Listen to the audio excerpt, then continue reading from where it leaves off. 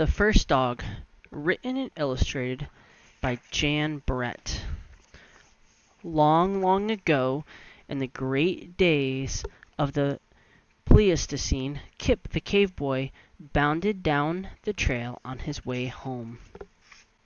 He avoided the aurochs up there, the cave bears,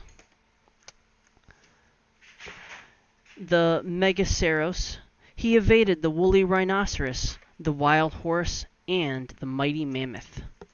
But he was getting tired and hungry, and he was still a long way from home. He marched on until he saw a great rock. It was a good place to stop and rest. Kip reached in his bag for a woolly rhino rib, still sweet and smoky from his fire. Suddenly, up popped the paleo wolf, looking for leftovers. Wolf's nose began to twitch and sniff. He sniffed the left, and he sniffed to the right. "What are you doing?" teased Kip. "What can you smell in this emptiness?" Paleo Wolf held his snout high in the air. With his keen nose he could smell a rain cloud across the valley, the track of a tiny toad, the pelt of a prying pachyderm. But most of all, he could smell roasted woolly rhino bones, and he gave a hungry whine. "Pooh," said Kip, "I can't smell anything but my dinner, and it is all for me," and he turned his back on the wolf. But Paleo Wolf had already hurried away, and when Kip saw the reason why, he was able to get away just in time.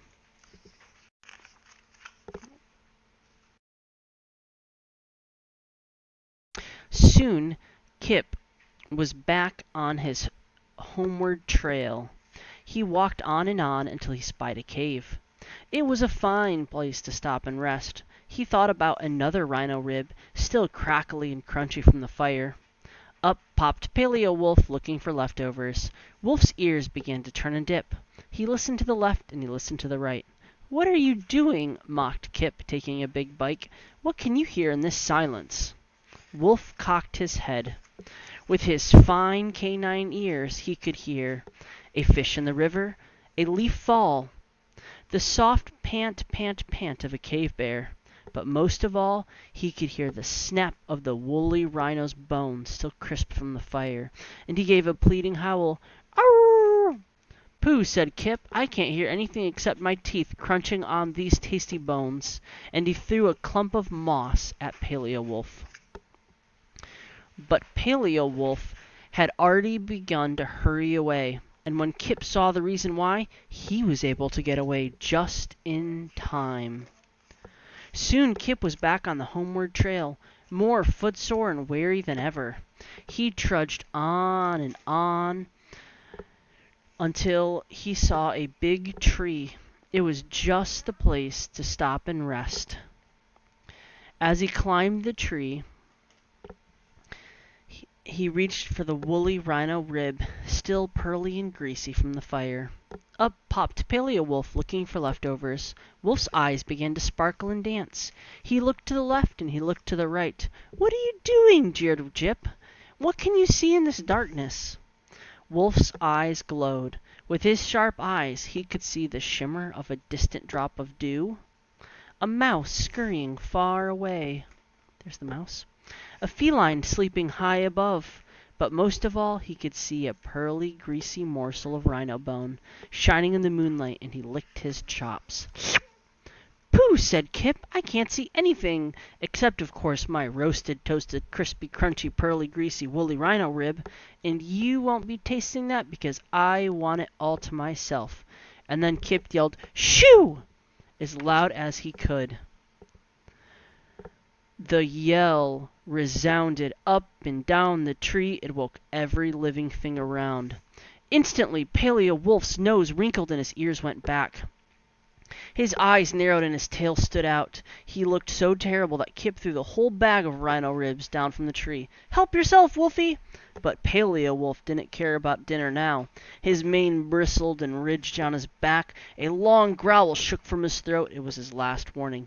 Kip opened his eyes very wide. He looked all around, but he could not smell or hear or see anything. He whispered, "What do you know, wise wolf?" but Paleowolf was gone. There is great danger here, thought Kip. I must disappear too. And he shrank into the leafy branches and made himself very small. Just in time, for high in the tree was the most fearsome of creatures, the saber-toothed cat. She crouched and she snarled and she sprang. She hurtled past Kip, hidden in the leaves, and pounced on the pile of woolly rhino bones down below. All night as he sat in that tree, Kip thought and thought. He shivered over Paleowolf's last warning. It had not been 1 second too soon. The next morning Kip climbed down. There was Paleowolf looking for leftovers. Together they looked to the spot where the bones had been, and they were very gloomy. Finally Kip made a speech. He said, "Wolfie, if you will use your keen nose and your fine ears and your sharp eyes to keep me from being eaten up, I promise to share with you all the woolly rhino ribs and even mammoth meat when I cook it over my fire."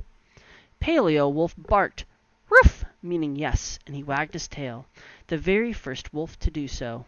When Kip saw that, he cried, "And I will call you Dog," which means one who wags his tail. Then Kip, the cave boy, and the first dog went on home. The end.